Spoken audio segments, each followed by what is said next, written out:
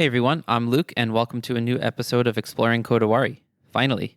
Apologies that we've had trouble getting a new episode out. My co-host Yanka and I got back from a lot of traveling and getting married, and then we came back home directly to a busy work schedule. Anyways, this episode is all about metacognition, and it will be accompanied by an article on the website called Metacognition, the Bird's Eye View of the Mind. The prefix meta means above or beyond, and metacognition is taking a step back from our normal thinking and viewing it from a distance. Lower levels of metacognition are just being aware of how you think and learn, and can often be implicit and unconscious. But the deeper levels of metacognition occur when we become meta-aware. Meta-awareness is being aware of that which is aware. It's a true detachment from the mind that's synonymous with many definitions of mindfulness. As psychologist Tomasz Jankowski said in his 2014 paper on metacognition and mindfulness, quote, "Furthermore, meta level may have many subsequent levels of metacognition. This means that one meta level can become object level for a higher next level, and so on. Therefore, a mindfulness state includes multi-level metacognitive processing of information." So it's kind of this idea that there's levels, and one level of metacognition, if you step back from that, becomes the thing you're now watching from a higher level. Anyways, besides metacognition and awareness, we also relate this topic to mind wandering, cognitive biases, and the modular model of the mind. Basically, spending more time in metacognitive space allows you to see the many sub-personalities that make up your one mind. And by detaching from them and naming them, these modules will have less control over your thoughts and behaviors. Ultimately, metacognition has taught me that all of our minds are a bundle of contradictions and competing thoughts. And if you think your mind isn't, it probably just means you aren't spending enough time metacognating. Some contradictions need to be worked out, but in many cases, we have to learn how to embrace the tension. Anyways, I find the topic fascinating. It can get a little trippy, but hopefully our conversation will give you some things to think about. Thanks for listening, and enjoy this episode on metacognition. All right, it's going. Welcome back, wife. Hello. Welcome back. Okay, let's not do this. It's been, Hi, though. I think we did a podcast 2 weeks before the wedding, and that was on August 22nd, so it's been too long. But so our apologies. I'll already say that in the intro, I'm sure, but we're basically going to try to get one out as often as possible, but that might just be less often now that normal life is picking up. Yeah. This was a pandemic project, and I probably would never have the time to start it, which takes the most investment in time if it were like normal life. So hopefully now that it's started, there's enough momentum to get something out on a fairly regular basis. But I don't also want to just put stuff out just for the sake of like meeting a weekly deadline of like, we have to do an episode every week because then we'll be talking about like French fries and stuff. There's just not enough There's time. nothing wrong with that, but yeah, it's the quality, not the quantity. Wow. No one's ever Or said the that qualia, before. to bring it to the topic of, nobody? Qualia is like the fancy philosophy word for like thoughts, sensations, emotions, like qualities of experience that arise in the mind kind of thing. So anyways, before we get into the topic, which is metacognition, let's just cheers. Cheers. Can you reach me? Yes. This is the last bottle from the leftover wine from our wedding. And Last bottle of red, yes. I'll put a link to it in the episode notes if I remember. Luke, when you're editing this, remember, because it's like, I think it was $6 a bottle at Total Wine. Yeah. Now, granted, we bought like 24 of them or so. Yeah, and then it was good. It wasn't even like shitty or anything. Yeah, so Right? I'm saying maybe it would be more like $8, $9 if you bought like just a bottle of it somewhere. Yeah. But very cheap wine, all things considered, from Spain. Honoro Vera. It's a 2019. And yeah, it's really good. Yeah. I really like Enjoy. it better than a lot of wine I've had. Same. So cheers. Yeah. All right, let's go metacognitive on the taste of this wine. Sure. Okay. What is metacognition? Have you heard this word before? Yeah, of course I did. Is there a word for it in Turkish?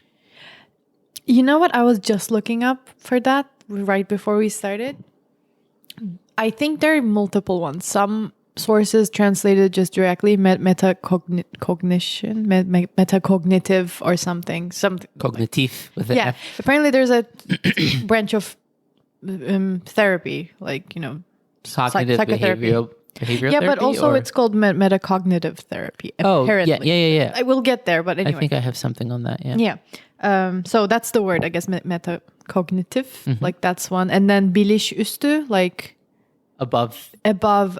consciousness. Right? Yeah. No, that's bilinç. Bilinç. Yeah. Biliş is like knowing. Awareness? Like above, my accent. Above knowing or something. Biliş is like knowing something. But anyway, so there are some words they're trying to come up with. Okay. I was just curious. Sometimes like when you hear a word in a different language, the particular word that they choose tells you something interesting about the concept. Do you know what I mean? Yeah, I know it.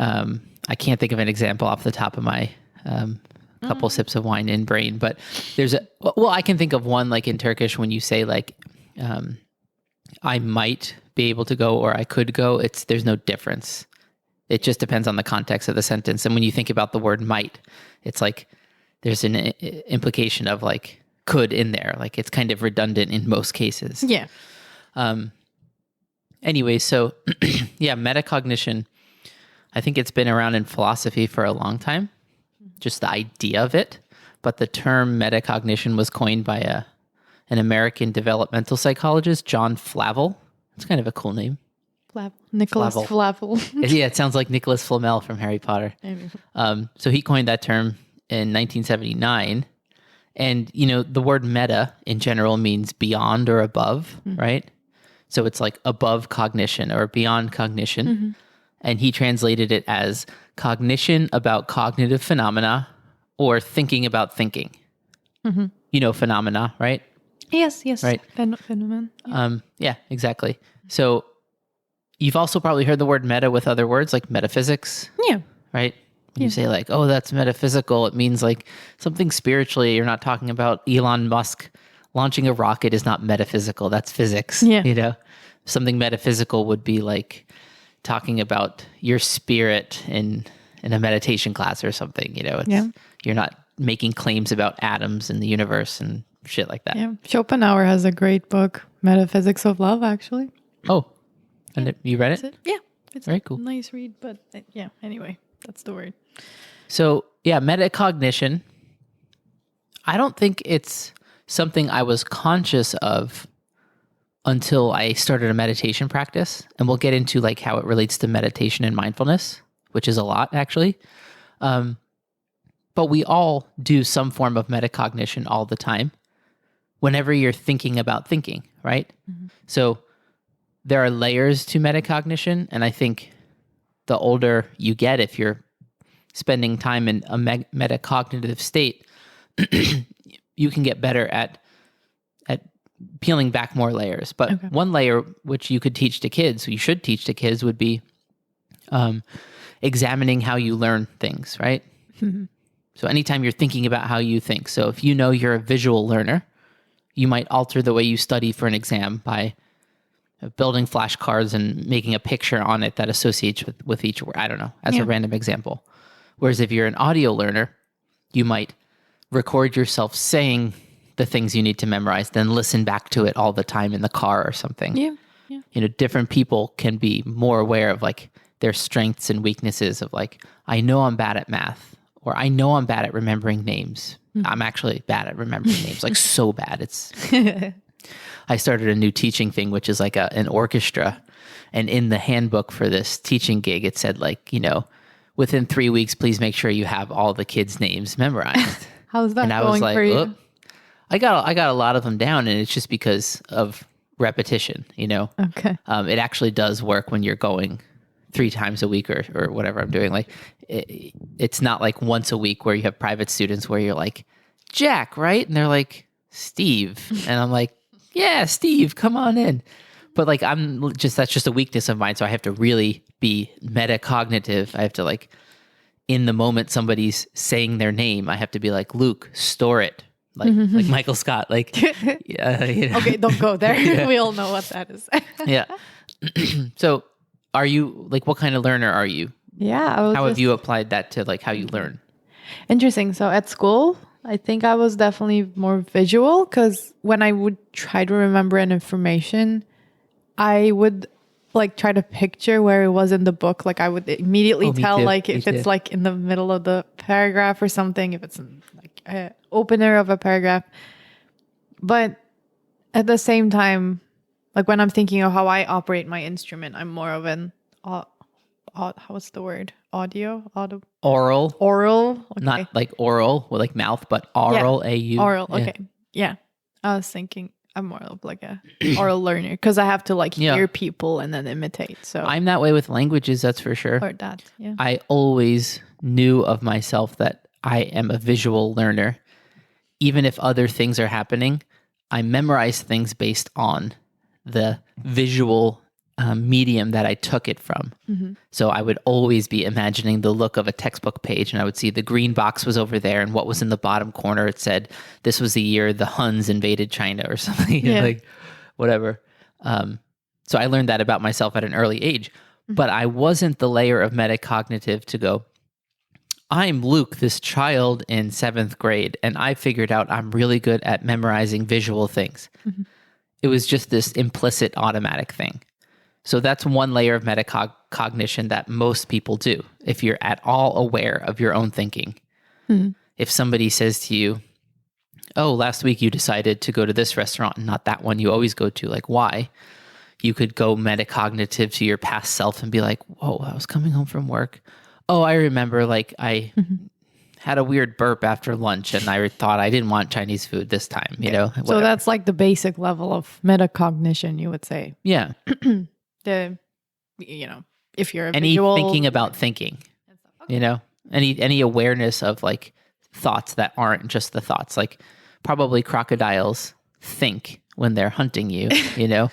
Okay. But they're not like I'm a crocodile or any self-awareness. They're not like I messed up that hunt last time. Let me try something different this time. There's no thoughts about thoughts, you know? Okay.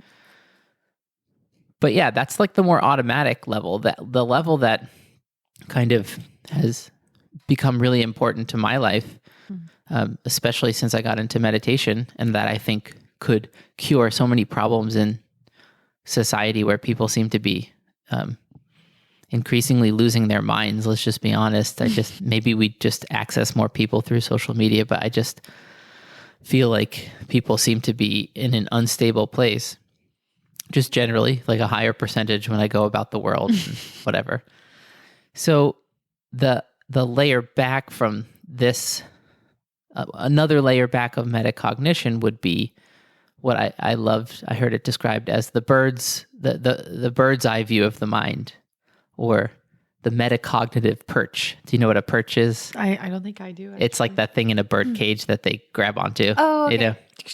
So you're like above the whole thing. You're perched above the mind and you watch it work, right? Very cool. How's that different than mindfulness then? Or So in one sense, it's not. Depends on exactly how you're using the word, like which layer. And I think it depends on who you talk to. Some meditation teachers would say mindfulness is not just awareness of thoughts and objects and consciousness and emotions arising and stuff. It's also the recognition of the emptiness of everything. That's true mindfulness. So that mindfulness would have these layers, but you haven't achieved true mindfulness until you see that everything is empty, including the concept of your own self, right? Yeah. You just see that everything is everything and there's no form to the world. It's all invented, right? I say that's a chair. Okay, in this frame where it's very convenient for us to be sitting on things, that's a chair, but in a frame of the room as a bunch of atoms, it has emptiness, that meaning is not relevant, right? And we're just saying right now, this apartment level of meaning is the relevant one. It's like for us creatures right now, but like in a lasting way, it's all empty. But I think you can be metacognitive without having to go down that rabbit hole of like enlightenment of seeing the emptiness of everything.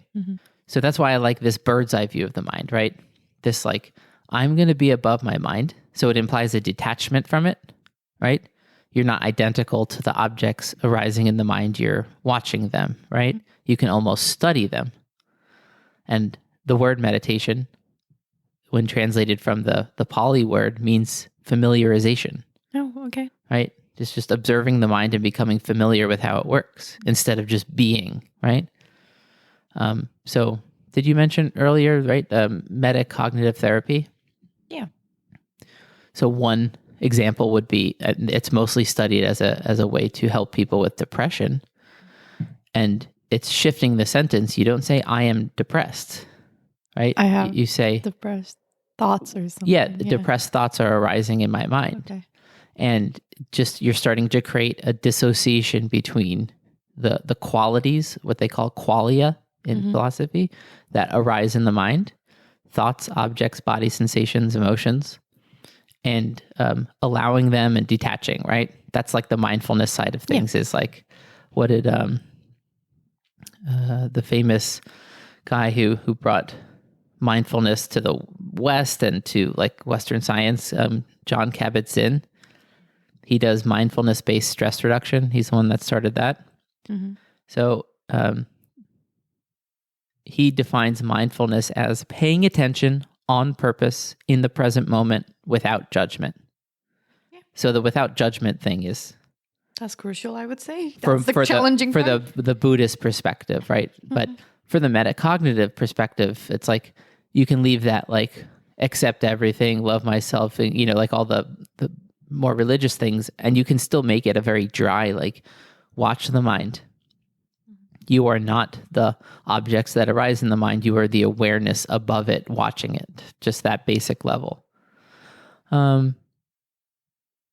So I think, and the layers of it would be, you can always make whatever awareness you're in the object of a higher level awareness.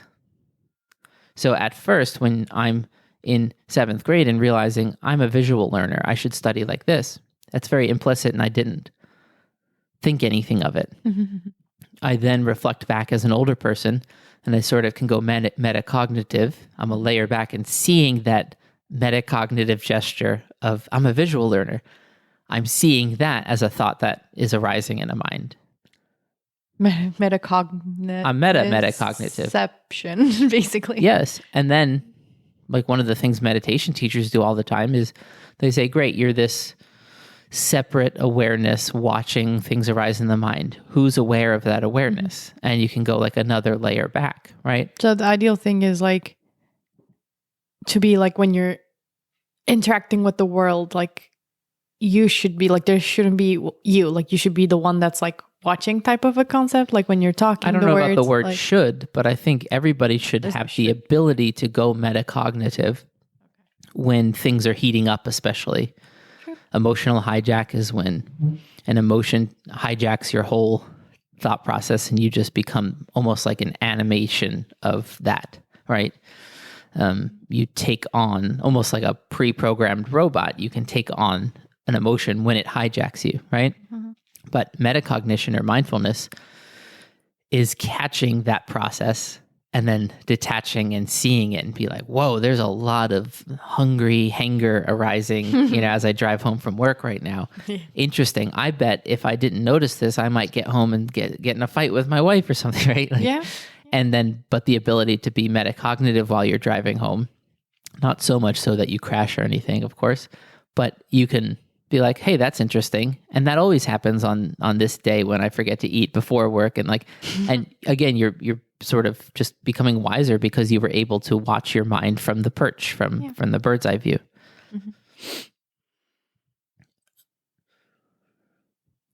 Mm-hmm. So meta awareness is the other word. Mm-hmm. I would say that is the most equivalent to mindfulness. Okay. Since metacognition can include any of those layers of just any thinking about thinking. Yeah. Meta awareness is the higher and more conscious level of metacognition. Okay. It's that mindfulness. I'm aware of the mind in the present moment. Mm-hmm. It's not just like looking back and saying, this is what the thought process I just went through, which is metacognition, just doing it, pointing it to the past. But meta-awareness is in the present moment. So you're not lost in any kind of past, future, like kind of thing. You're right there watching something happen. And that's the thing we come in and out of all the time. Even if you're a practitioner of mindfulness meditation, if you're living a normal life and not at like a Zen retreat center for 3 months at a time, you're probably not so stable as to just be constantly meta-aware. You're constantly getting lost and coming back, getting lost and coming back. So the easiest example of this, when you're watching a movie, you get lost in the movie. You don't even think of yourself as a person sitting there watching a movie. Yeah. Something in you gets, I just had this image of like, those dart guns. Yeah. How like you just have to throw them lightly at something like this piece of wood or like the right texture and they just go like, doing. Yeah. It's like something in the movie kind of like got stuck to your attention. And you were eating popcorn, but you just stopped. And even if it's just 5 seconds, you're gone, right? Yeah. But you're also not lost in thought. It's not the spaced out look where you catch someone looking out the window. It's sort of like this weird, like something in the movie, like found a button deep in your brain and like just grabbed your attention, right? Okay, yeah. And then somebody snaps you out of that. Right? So in the first state, you were just lost in whatever the experience of the movie was. You didn't even have a self in that moment. You just didn't notice that you didn't have a self. And then somebody snaps and brings you back and you go, oh, I'm watching a movie. That's just light on a screen. Yeah, but like, so it's not getting lost in thought, you said. Well, being lost in a movie is not the same as being lost in thought. You were engrossed and singularly focused on a task so much so that you lost your sense of self. Okay. Mind wandering is the person looking out the window, just kind of like staring at the trees, and you were in the car talking to them, and you just lost them for a second. You're like, "Hello," That's more what they call the default mode network of the brain, like just when your mind is just neutral wandering. Often not neutral, often negative. In fact, 2/3, like a study out of UCLA, showed that 2/3 of mind wandering is to either negative or neutral thoughts. Sure, yeah. So even when the present moment was an unpleasant experience, people preferred to be mindful in the present of the unpleasant experience than to just be lost in thought and mind wandering, which usually went to more negative thoughts. Interesting. Yeah, I would believe that probably. All right, so you're watching the movie, you get lost in it. I kind of snap in front of your eyes and say, Janke, come back. Like, we're in the movie theater, And you go, oh, why'd you do that? Like, I was enjoying the movie, fucking idiot. Okay. Now you're here, you're back, and you're like, hey, I'm Janke. I'm in this movie theater. There's a projector behind me. It's just a trick that the light on the flat screen is playing on me. And then in a minute, you get sucked back into the movie or different. You're back and forth the whole time you're watching a movie. You shift in your seat. You remember, I'm in a seat, right? Okay. But then, like, let's say I was rudely continuing to talk in this movie theater while we're watching a movie. And I go, all right, you just came from being lost in the movie. Now you're aware you're in a movie theater watching a movie. What's aware of that awareness, right? And you can kind of step into a more mindful state, like light is arising in the space of mind, and I'm encoding that into like a person on a spaceship. It's Star Wars or something, right? Okay. And then I could say, can you become aware of that which is aware? Like you say, I am aware that this is just sounds and sensations and lights arising in the mind. And then I can say, what is aware of that, There's no end to it, though. Well, I think there's an end to how far you can go, right? Once it's empty, there's nowhere to go. Like if you just get to that, the Buddhist emptiness idea of like, there's no form to anything. It's all made up. It's all just sensations and, open, centerless consciousness, all of that. Where do you step back to? That's it, right? Mm-hmm. I don't know, but that's the layers idea of metacognition or meta-awareness, right?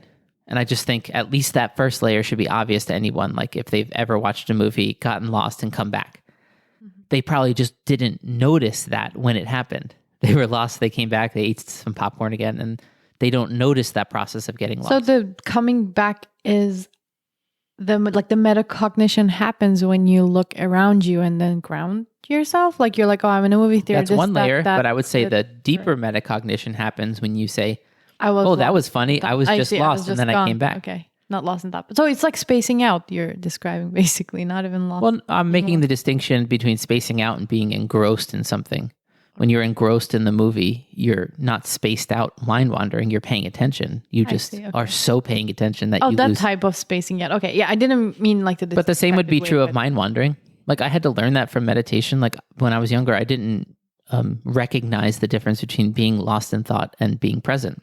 Oh, okay. And now that that difference is made obvious through meditation, when you're on a walk, you constantly let your mind wander, but then you'll come back. You'll be like, take a breath, be like, here I am in my body, like I'm taking a walk. I was just wandering about this, right? Mm-hmm. So I actually love meta-awareness while my mind is wandering. There's a way I've kind of learned to just let my mind go into the wandering mode, but still keep this presence, like kind of watching it, you know? Like you're just kind of looking down, being like, huh, that's funny. So that when something happens, you actually take a note of it and it doesn't just get lost in the randomness of your mind wandering. Do you relate to that at all? I think I do. Yeah. I mean, it sounds like it's similar to like sometimes I let my mind go on purpose so that I could like really see what it's doing and stuff. And then sometimes it really does some silly stuff. Is that what you're trying to say? Like, but you're like I want to still, know about myself. Like that's why I let it go. But you're still paying attention, right? Yeah. Not in like a so that's like metacognition. la la la type of way. That's that perch. That's the bird's eye view where you're like, hey, let me let this conversation play out between different parts of my mind, and then just kind of watch it, right? And sometimes it's hilarious when like you're pretending to be really serious and mad about something or whatever, and then like the I want pizza part of your mind comes online. And you just like, when you actually notice it, like when you don't notice it, you'll just, you know, I don't know.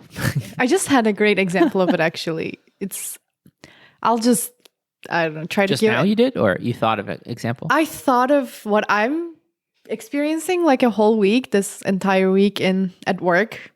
I'm not going to get into too much of a detail, but let's say like I'm at work dealing with an annoying person.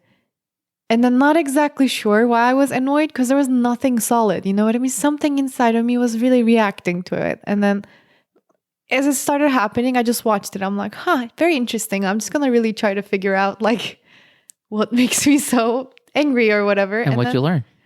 I mean, what I learned. I'd love to know too.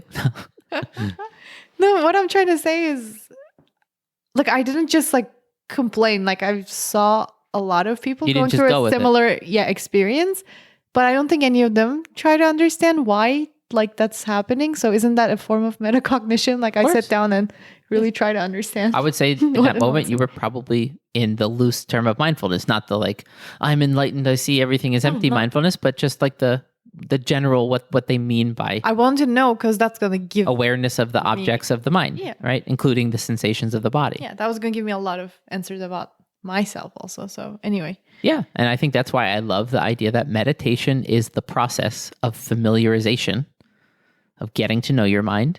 And mindfulness is the state of being. It's because meditation and mindfulness are often just thrown around like they're the same thing.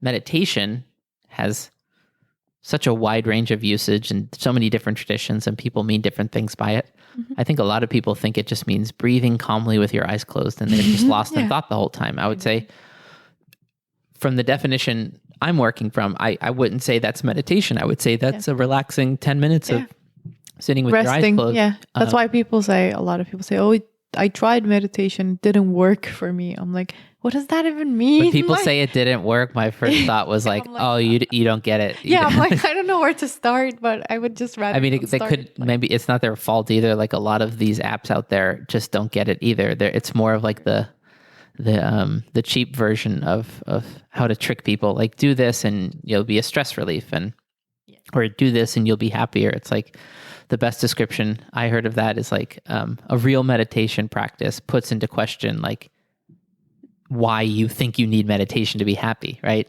Yeah. It puts into question the whole quest for happiness, right? Yes, absolutely. Like you're not going to the gym. If meditation is a gym, right? You're not going to the meditation gym so that there's no at the deeper level. It's just again and again recognizing just empty awareness, Yeah. And of course, there are others, loving kindness meditation and compassion meditation and different themes. But yeah, familiarization. And I think the more time you spend in metacognitive space, you develop like a skill set of metacognition. You recognize things faster. You sort of, get to know the different modules of your brain. Have you heard of like the module? Yeah, we talked about this a lot, didn't we? Like Yeah, modular I talk mind, about it. modular brain. Like Yeah. there are different modules. So like, I wrote an article. I'll link it in the episode notes. It's one of these like mental frameworks. I'm trying to build a database of different mental models or mental frameworks on the blog part of Exploring Kodawari. Didn't we? And the modularity of mind is this concept, and I'm going to use it more loosely in a second, but generally in evolutionary psychology, it means that the mind evolved as a loose collection of things with different functions, right? Mm-hmm. And it didn't just evolve with this like all centralized organization aspect to it. So there would be modules like the mate retention module, the acquiring a mate module, getting food module, getting water, like these base survival instincts. Mm-hmm. And different emotional conditions will trigger one module or another to take over and become all important. So for example, if you're starving and thirsty, your sexuality module isn't going to push you to go find a mate because you have more pressing evolutionary issues in front of you, like get food and water, right? Mm-hmm. Whereas once you're full, and then you might see that come back online, and that will start to control your behavior. All of this is usually from below awareness, mm-hmm. right? And then, of course, you can become meta-aware of these things, right? So, I don't know, try to just off the top of your head, name some of your modules. Oh. Not these are yours. These are your personal names. Like you come up with modules of your brain, sort of like Jack Kornfield, the meditation teacher, will say like, name your inner dragons. Okay. So like your inner modules will be like, hey, I've been like on this metacognitive perch for the past year, kind of watching the tendencies of my mind. Like I have this module, I have this. Yeah, I'm not sure if I named them. I don't know. That's why I said off the top of your head, like if you haven't named them. Have you named them? Well, I have like loose names for some of them. Prickly Pete and Snoopy. Yeah. Those are my modules. You just cuddle with your modules again. Yeah, why not? I mean, like, I think there's a way you can sort of, again, I'm using this now in a more looser sense of like, this is my, I love talking about my own mind in this way. I don't mean it as the official psychological modules in science literature or anything like that. I mean it in a more loose sense. The other metaphor would be like rooms of a house. Your mind is this big house and it has all these different rooms. Not literally, psychologically, for yourself, subjectively, right? So you might say, I'm the director of the NIH and it's one of the top science foundations and I know all of this science. But then on Sundays, you still go to church and you believe in God, right? You have a different room in your house that you step into to go to a religious ceremony. I think that could be perfectly fine. Yeah, absolutely. And our minds are so contradictory too. The different modules do not get along. True. Sometimes they're completely opposite, right? And sometimes there's some mild conflict or something. Yeah, I would say my ambition and laziness modules usually try to like outcompete each other. Well, maybe that module, you could call it more like save energy, right? Yeah. Budget energy for the future. You want more wine? Coming in room temperature. Thank you. Nice. So I think at first someone might judge when they start to become aware of their modules, right?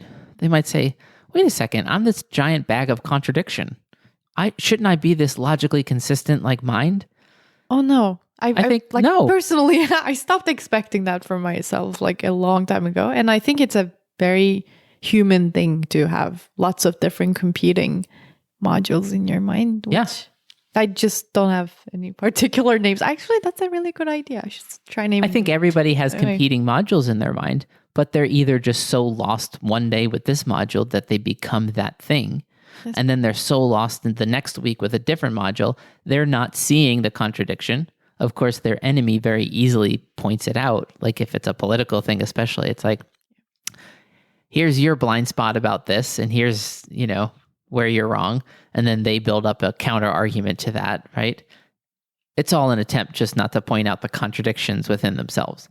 And I'm trying to say that if you study your mind honestly, like a very few minds can have like a high degree of consistency. I know a lot of like atheist type people have gone really, really far to try to make their worldview as completely consistent as possible. Mm-hmm. But there's still going to be differences between how they act and yes, what they say they believe. There's always going to be contradiction, I think. There are always exceptions to things. And I think, it will be too singular probably if you do that, which is not a good thing. I don't know. And I think that's okay. You can grow to love like the tension between different viewpoints in your mind. Absolutely. You know how in physics they have the science of the very small, quantum mechanics, and then they have the science of the regular size, Newtonian physics. That's how we launch rockets to the moon and stuff, right? Those two sciences don't play well together. And we also have like Einsteinian physics for like understanding gravity on the level of a galaxy or how universe movement works, just understanding space-time and general relativity and all that. These don't play well with each other. Mm-hmm. They're true. They're really true in the sense that they work in the domains that we use them in. If they didn't use Einstein's equations from general relativity, the GPS on your phone would be off by miles in one day. Time slows down for the satellites orbiting Earth. And they have to adjust the clock on there based on a very specific amount. Isn't that crazy? It is. I think I heard of this before. Yeah. It is cool. When you're traveling at a faster and faster speed, time slows down. But also when you're farther and farther from a gravitational center like Earth, your time speeds up. Okay, modular mind, metacognition. Yaka's like, all right, Luke is not being metacognitive of the topic of this episode. No. So my point is there's different domains that things work in, right? So fine, have different modules of your mind. You can be a believer at the same time that you're an atheist. I actually really think that. Mm-hmm. Someone says, what are you? You'd be like, I'm not one thing. I'm a collection of modules. I'm a collection of selves. And it just depends on what situation I'm in about which self is going to be most dominant. And sometimes you can be two things at once, right? F. Scott Fitzgerald quote, "The test of a first-rate intelligence is the ability to hold two opposed ideas in mind and still retain the ability to function." How ironic that I feel like today's society needs this more than anything. How many right people now? do you tell something to, like, especially in politics these days?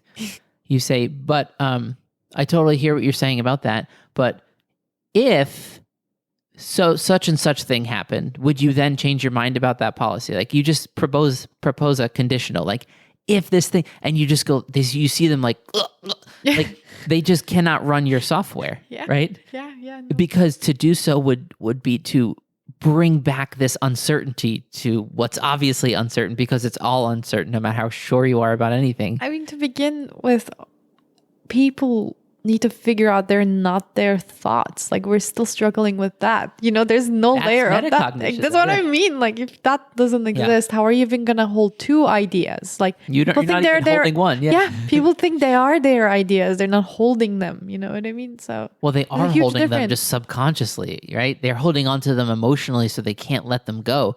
But when you see that you're not your thought, then you go, oh, why would I hold on to that? A lot of people didn't make peace with the idea of like if they're without their ideas, they're just nothing type of thing. Like it's just they can't let go of it because that's a huge part of their identity, which is understandable. But yeah, I mean, you didn't build most of your ideas.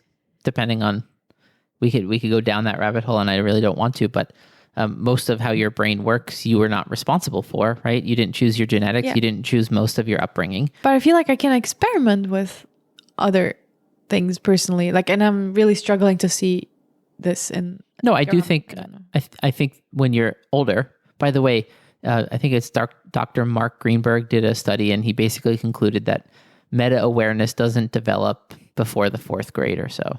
Oh. So it takes a certain complexity and a certain age. Or 20. I was going to say, or 75. So yeah, there's a certain realistic age where it has the ability to come online.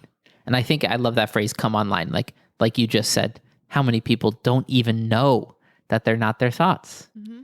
And it's like a magic advice. Like imagine if somebody's like, somebody doesn't know that. And they said, what's the one thing you could tell me that could change the rest of my life? I'd be like, you're not your thoughts. Yeah. And just see them go, right? Or not, unfortunately, because I tried that. Like, they would go like, huh? Anyway. I was on Instagram. What'd you say? Yeah, whatever. Anyway. So the biggest idea that I've taken on, and I think this is like, it's mind-blowing to me whenever I remember that I used to not be able to do this. But so you know that your mind is modules, you know that it's different rooms in a house. So the idea is camping and decamping. And what that means is you camp in one viewpoint and you see what it's like to live in that viewpoint. And then you decamp. You have to pack up that camp and go live in a different viewpoint and see what it's like from that viewpoint. And that could be about anything, right? It could just be like, I'm trying to decide, do I invest in this company or that company? I'm trying to decide, do I take this job or that job? And to go metacognitive is to let your brain play out these things, but then watch what parts of your brain react. And so you play out one scenario, and then you see that like this jealousy thing kicks in, like whatever the situation is, if I lived in this city, I'd kind of miss this about, and you sort of just watch the program play out in your mind as if you're doing it, right? Or as if you believe it. So if I go deep into like a faith module and really let that thing run and camp in that idea, I can so easily understand religious people now because I've camped in there, right? When I was younger, I was a more kind of asshole version of an atheist, probably, right? Because it feels so good. You're like, I have a consistent worldview and you're an idiot, right? Yeah. That's how like so many atheists like approach whatever. And it's like, well, no, your worldview is not consistent and you don't understand maybe what you're missing. So you haven't camped there. How do you know, right? That's true. I mean, it depends. Everyone's different. Maybe they have also. Yeah, maybe they have. But I don't know. Have you heard of the sandbox idea in like software? Yeah, we talked about this. Yeah. So a sandbox in software would be like you're in your browser and instead of just running, you click a file that says, this is not a virus.exe. And instead of just running it on your main hard drive, it sets up like a sandbox, which would be like an isolated part of your computer to run something and inspect it and see like if it's safe, right? Sandbox, I think, also implies like that's where kids play and explore something, right? Mm-hmm. You're just messing around with stuff in a sandbox, but it's also boxed in, right? So it's a way to sort of like run something without it leaking out into the whole of your computer, sort of like messing with a virus, but making sure it doesn't infect your whole body, right? Yeah. However that would work. So you could take on any idea, and you might say, but if I really camp in that idea, who's to say I won't just get lost in it and become that? If I really am, I'm a reporter. I want to see what it's like to be a religious person, like in the deep South or something. Mm-hmm.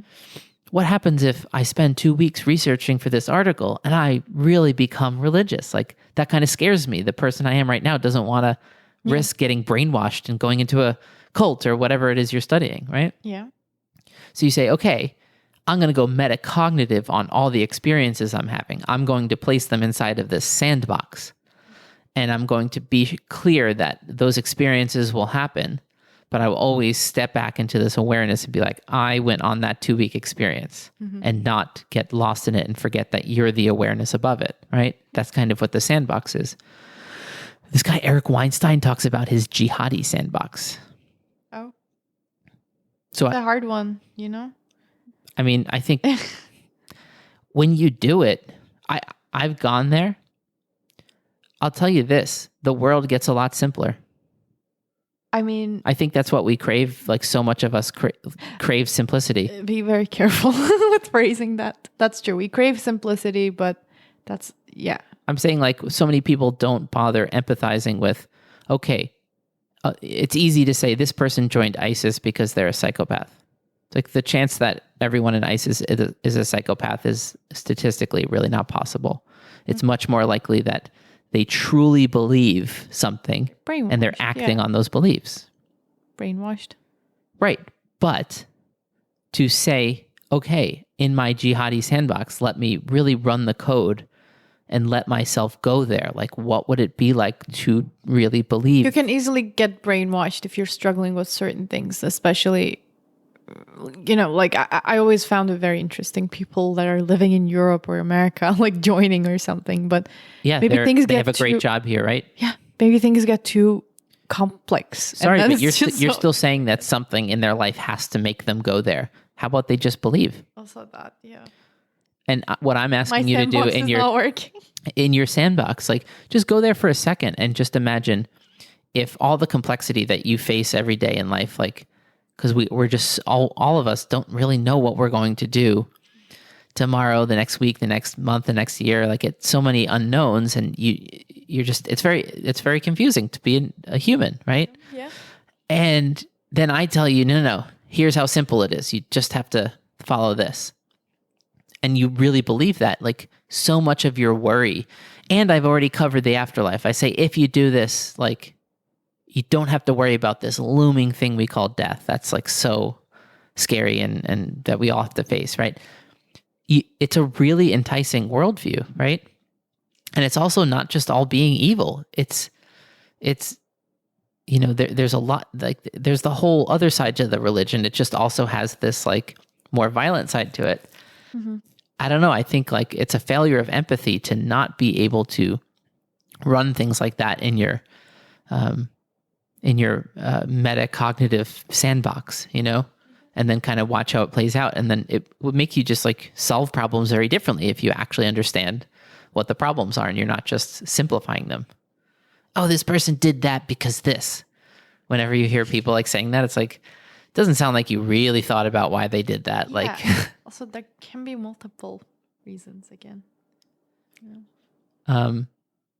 The last thing I'll say that I thought really synced up with metacognition, and we've done, or I did this in a past episode. I think you were busy. The elephant in the brain. Yeah.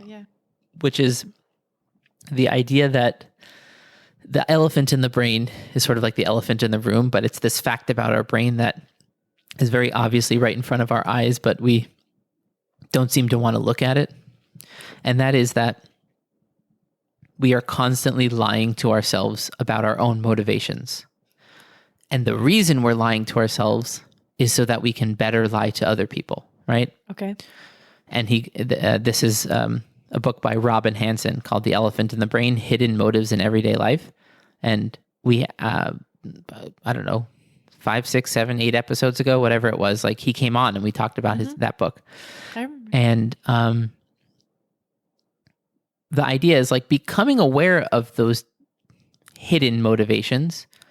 It doesn't mean you're always aware of them or you never get tricked, just like you're not always meta aware, but you start to watch them a little bit more and you can be at least a little bit more honest when you're setting aside time to try to go into metacognitive space. You kind of see like, oh, that meeting I just came out of, my, defend my status module was definitely controlling me right there, or I was trying to show off right there, right? If like, especially in the music world, you're in a situation and somebody assumes you're just like whatever, and then you need to signal like, no, like I'm one of the good musicians, like, I'm in that club, like whatever. There's these different layers to that. Sometimes you just casually drop where you went to school or who you studied with or a famous teacher's name that, that you played with or something. And it's all these little hidden motive games of just signaling status, right? Then you can kind of become aware of that and you go, oh, wow, interactions are really interesting. Like, look at how us humans kind of signal our status by pretending to just tell each other stories. oh yeah, that summer when I was at this, famous event with this famous person and we were having wine actually. And you're like, oh, so like not only are you signaling that you were there with this person, but that you were drinking wine, which not every person who studies with them does. These little games, when you are metacognitive of them, they become so silly. Like, Yeah, I'm aware. Don't worry. When you're out in the world, it makes you kind of like feel like you look around, you're like, is no one else seeing this? Oh, they they are. Or are they? It depends who they I are. hope they are. I think they are because I'm seeing it. I don't say anything, but I'm trying to say the default way of behaving for human beings based on the thesis of elephant in the brain is that much of what we do every day, the real motivation series of signaling basically is hidden, but it's signaling, but the motivation is hidden to ourselves. Our brain evolved this strategy of hiding from consciousness what the real motivation is because it allows you to better lie to other people because people are good at detecting lies. So you're even like so good at lying to yourself that you even forgot in the first hand why you're doing that signaling. Yeah, well, you never knew. I see. Your brain gave you a counterfeit reason. What if but when I'm doing stuff like that, I'm very aware, for instance. Well, so one layer of metacognition will allow you to spot the obvious lies, right?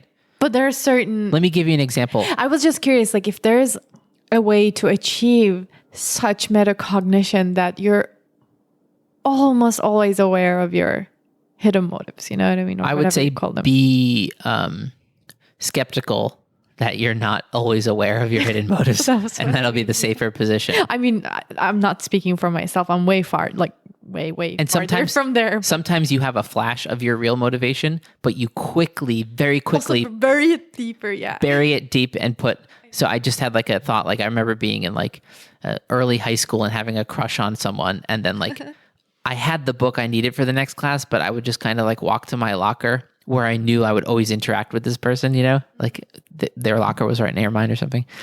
And I would tell myself like, oh, I'm going to get like a pencil. I need a new pencil, like, and then like within the trip there, I would actually believe I'm just going to get a pencil. Like, I don't that person happens to be there. Like, hey, she laughed at my joke. Awesome. Like those kinds of lies. And then there's even less obvious ones. I mean, where you don't even know the motivation to begin with, right? Mm-hmm.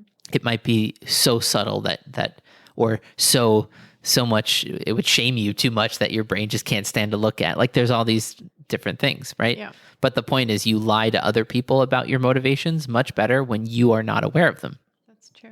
But the metacognitive perch gets you to be more aware, I guess, right? Yeah. Last thing as a conclusion, I wrote an article last year, like one of the first few articles on exploringkodawari.blog called Have Fewer Opinions. Yep, I remember that. And just like you said before, like you're not your thoughts. Like how many people don't know that? Just like to make it explicit, you're also not your opinions.